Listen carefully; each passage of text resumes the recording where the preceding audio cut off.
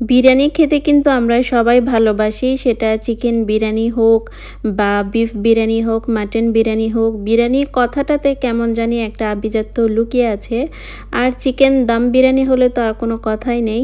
তো আজকে আমি রান্না করেছিলাম চিকেন দম বিরিয়ানি। চলুন কিভাবে রান্না করেছি সেটা একটু বলে নিই। এখানে আমি মুরগির মাংস নিয়েছি, রেগুলার যেরকম কাট করে তার থেকে একটু বড় করে আমি পিস করেছি, আপনারা দেখতেই পাচ্ছেন। আর এখানে লেগ পিসের অংশটুকু আমি নিয়েছি। আমার কাছে মনে হচ্ছে এই লেগ পিসের অংশটুকু দিয়ে বিরিয়ানিটা রান্না করলে অনেক বেশি ভালো লাগবে।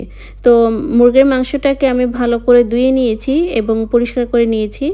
আর ছুরির সাহায্যে আমি মাঝখান দিয়ে একটু কেটে নিয়েছি। এখানে জয়ফল একটা নিলাম, নিয়ে আমি এই একটু কুচিয়ে নেব আর কি। চাইলে আপনারা এটা পাটায়ও বেটে নিতে পারেন।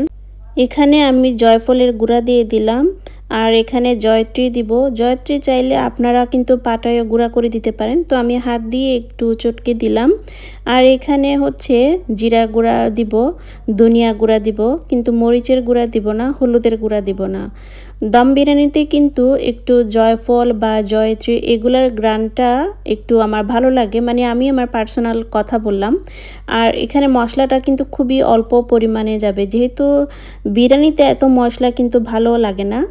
আর এখানে হচ্ছে আমি কিছু বিরিয়ানির মশলা দিয়েছি। বিরিয়ানির মশলাটা দেওয়ার কারণে আমি কিন্তু কোনো হলুদের গুঁড়া প্লাস হচ্ছে মরিচের গুঁড়া দিইনি, কারণ বিরিয়ানির মশলাতে এমনিতেই কিন্তু হলুদের গুঁড়া আর মরিচের গুঁড়া থাকে। শুধু আমি জিরা গুঁড়া আর ধনিয়া গুঁড়া দিলাম, আর রসুন বাটা, আদা বাটা, তারপরে হচ্ছে এখানে টক দই দিলাম। টক দই দিয়ে আমি ভালো করে একটু মাখিয়ে নেব। আপনারা চেষ্টা করবেন 1 ঘন্টা থেকে 1.5 ঘন্টা পরিমাণে এটা ম্যারিনেট করে রাখতে। আমার হাতে কিন্তু সময়টা খুবই কম ছিল, যার জন্য আমি 20 থেকে 25 মিনিট আমি এটা ম্যারিনেট করে রেখেছিলাম। আর যত সময় বেশি আপনারা ম্যারিনেট করে রাখবেন, মাংসটা কিন্তু তত বেশি সফট হবে। এদিকে মাংসটা ম্যারিনেট হতে থাকুক, অন্যদিকে আমি বাসমতি চালটা ধুয়ে আমি ভিজিয়ে রাখলাম, যাতে চালটা একটু নরম হয় আর ভাতটাও যাতে একটু সফট থাকে। আর এখানে হচ্ছে আমি পেঁয়াজ কুচিয়ে নিয়েছি। আমি 2 কাপ পরিমাণ পেঁয়াজ নিলাম। পেঁয়াজের পরিমাণটা একটু বেশিই ছিল, যেহেতু বেরেস্তা টাইপের করব। এখানে গাজর, তারপরে মটরশুঁটি এগুলা ফ্রোজেন ছিল, এগুলো আমি বের করে নিলাম। এখন বড় একটা হাঁড়িতে আমি পানি নিয়েছিলাম, অনেক পরিমাণই পানি নিয়েছি। তেজপাতা দিয়ে দিলাম, আর দিয়েছি হচ্ছে জয়ফলের গুঁড়া। আর অন্য পাতিলে আমি পেঁয়াজগুলো দিয়ে দিলাম, দিয়ে আমি একটু ভালো করে ভেজে নিচ্ছি, বেরেস্তা টাইপের করব তার জন্য। আর এখানে হচ্ছে পেঁয়াজগুলো একটু হালকা বাদামি হয়ে আসার পর আমি কিছু মশলা দিয়ে দিলাম। এগুলো হচ্ছে স্টার এনিস, বড় এলাচ, তারপরে ছোট এলাচ, দারচিনি, তারপরে শাহি জিরা, সবগুলোই এখানে ছিল, বিরিয়ানিতে যা যা যায় বিরিয়ানি রেসিপিতে। তো এগুলা দিয়ে আমি একটু ভালো করে পেঁয়াজটাকে একটু ভালো করে ভেজে নিচ্ছি। ভিডিওর এই পর্যায়ে সকল আপু এবং ভাইয়াদের একটা রিকোয়েস্ট করে বলতেছি যে আমার এই ভিডিওটা যদি আপনাদের ভালো লাগে তাহলে অবশ্যই লাইক কমেন্ট করবেন। চ্যানেলে যদি নতুন হয়ে থাকেন তাহলে অবশ্যই চ্যানেলটা সাবস্ক্রাইব করবেন, পাশে থাকা বেল বাটনটা বাজিয়ে দিবেন পরবর্তী নোটিফিকেশন পাওয়ার জন্য। এখন আমি হচ্ছে যে মাংসটা আমি ম্যারিনেট করে রেখেছিলাম সেই মাংসটা আমি দিয়ে দিলাম, দিয়ে আমি ভালো করে একটু কষিয়ে নেব। আপনারা তো দেখতেই পেলেন। আর অন্য চুলাতে পানি জাল উঠে গেছে, আমি যে চালটা ধুয়ে রেখেছিলাম সেটাও দিয়ে দিব। এখানে একটু বলে নেই, আমি চালটাকে কিন্তু হাফ সিদ্ধ করে 90% সিদ্ধ করে আমি রেখেছি। সেটা প্রসেসটা আমি আর পুরো আপনাদের দেখাইনি, দেখালে অনেক বড় হয়ে যেত, এমনিতেই অনেক বড় হয়ে গেছে ভিডিওটা। এখানে মাংস আমার কষে গিয়েছে, তারপরে এখানে গাজর, মটরশুঁটি এগুলো দিয়ে দিলাম।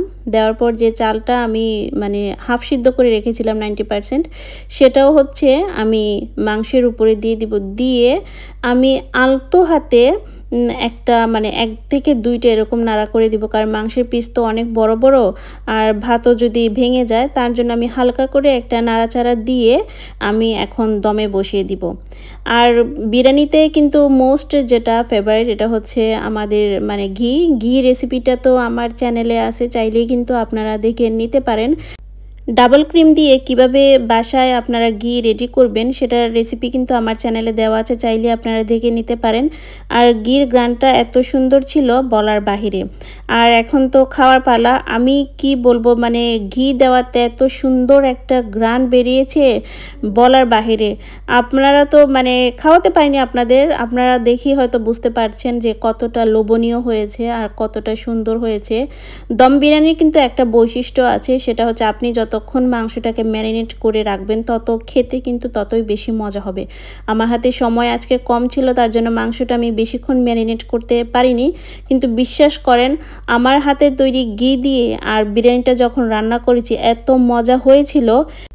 আমার খাওয়া দেখে হয়তো বা আপনারা বুঝতে পারছেন যে বিরিয়ানিটা আসলে কত মজা হয়েছে। তাই সবাইকে রিকোয়েস্ট করব যে চাইলে বাসায় এরকম ঝটপট করে চিকেন দম বিরিয়ানি কিন্তু আপনারা আপনাদের পরিবারের মানুষের জন্য রান্না করে দিতে পারেন, যেভাবে আমি রান্না করলাম। আমার কাছে মনে হয়েছে এই রেসিপিটা সবচেয়ে সহজ এবং সুন্দর একটা রেসিপি। ভিডিওর প্রায় শেষ প্রান্তে চলে এসেছি। সবাই ভালো থাকুন, সুস্থ থাকুন। নতুন আরেকটা ভিডিওতে আপনাদের সাথে আবারও দেখা হবে। আবারও বলতেছি সবাইকে, যদি আমার এই ভিডিওটা ভালো লাগে তাহলে অবশ্যই লাইক কমেন্ট করবেন। চ্যানেলে নতুন হয়ে থাকলে চ্যানেলটা কিন্তু সাবস্ক্রাইব করবেন, পাশে থাকা বেল বাটনটা বাজিয়ে দিবেন পরবর্তী নোটিফিকেশন পাওয়ার জন্য। আমার ভিডিওটা কেমন হয়েছে অবশ্যই কিন্তু আমাকে কমেন্টে জানাবেন, পারলে আমার ভিডিওটা কিন্তু শেয়ার করে দিবেন।